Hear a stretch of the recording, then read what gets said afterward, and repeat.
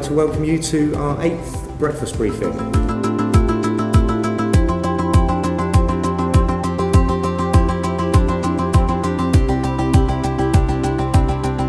Today's a pretty interesting event, I think, from my perspective, because we've gone through a period of the last sort of 3 to 4 years where we've had some pretty gloomy predictions, but there are one or two more positive signs. We are still talking about £100 billion a year industry, a major industry, both in terms of employment and its contribution to economic growth. The UKCG published a report some 4 years ago now, which demonstrated that for every pound invested in construction, £2.84 of economic activity is generated, and hence it is one of the best sectors for promoting growth and promoting the economy.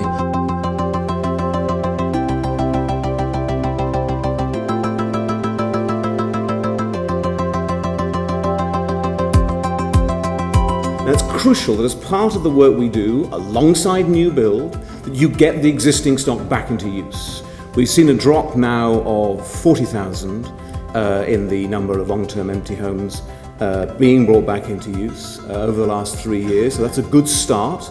And we're using a system of incentives, and the New Homes Bonus being a very good example, which, despite its label, doesn't just reward councils for new homes built, it also rewards councils for getting existing properties back into use, and some 55,000 have been rewarded under the New Homes Bonus so far. We are not in the business of trying to create peripheral housing estates that have nothing else.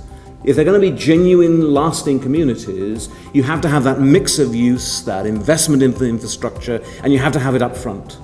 And as many of you who are builders will know, it doesn't do any harm to have the schools coming out of the ground at the same time as the homes, because inevitably from home buyers' point of view, that's a really strong incentive to think, well, actually, this is a community I would like to move in. I can see the facilities there. It isn't just a pipe dream. Unless you work with both demand and supply, you simply won't be dealing with the market appropriately.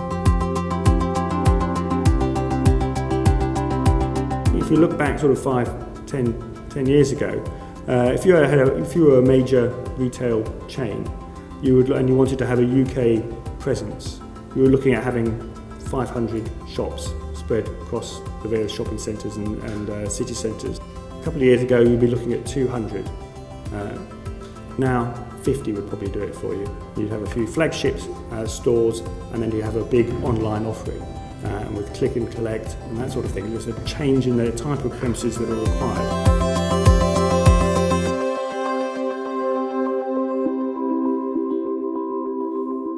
For the first time, construction was up there in the top 6 of the sectors that the government saw as key to economic growth. And from then on, and I'll come on to where the credit for some of that belongs, but from then on you see announcement after announcement after announcement about the importance of our sector.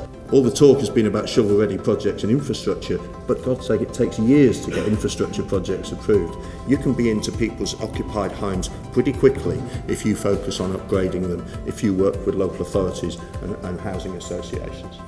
There is a link between performance of buildings in use and initial capital cost. And Francis Maud before the last election and Michael Gove are wrong to try to deny that link.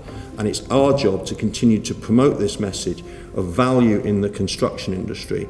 And when you go to win the work, I hope some of these trends will allow you to get that message over and to win that work and deliver it successfully.